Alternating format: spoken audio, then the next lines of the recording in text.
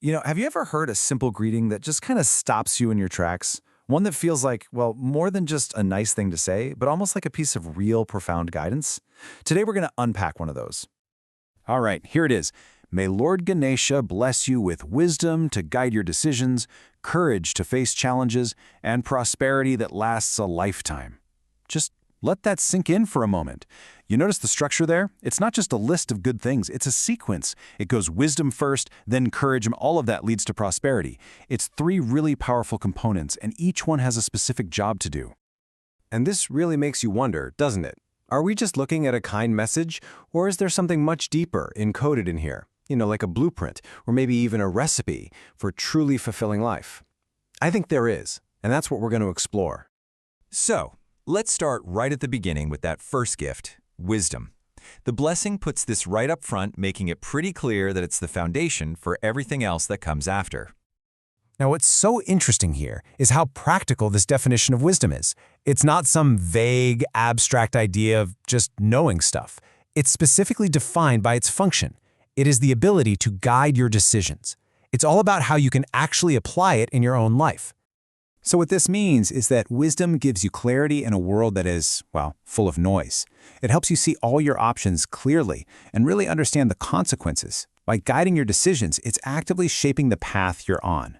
Without it, any action you take is basically just a shot in the dark. It is the essential first step. And that leads us perfectly to the next piece of this puzzle. Okay, so you've got the wisdom. You know what to do. You have the map. But what good is a map if you're too afraid to actually take that first step into the unknown? This is exactly where that second gift, courage, comes into play. And once again, the blessing is super specific about what it's for. It's the strength to face challenges. This is the engine, the driving force that turns your wise intentions into real-world action. It's the bridge that gets you from knowing to doing, especially when the going gets tough.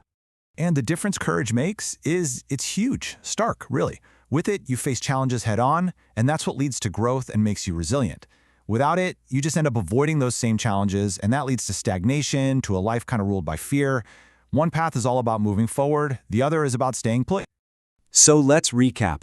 We have the wisdom to see the path, and we have the courage to walk it, even through the difficult parts. So what happens then?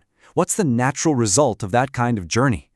Well, that brings us to the third and final gift from the blessing, prosperity.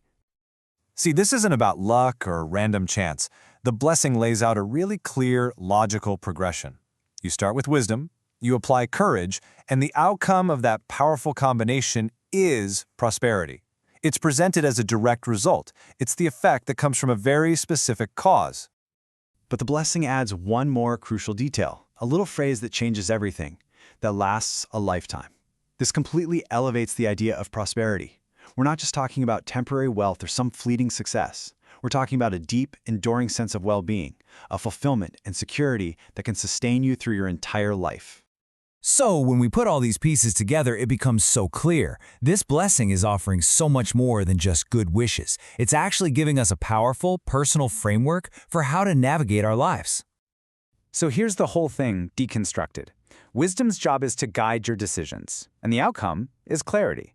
Courage's job is to help you face challenges, and what you get from that is resilience. And when you combine them, you achieve that lasting prosperity, which, when you get right down to it, is really just another way of saying deep fulfillment.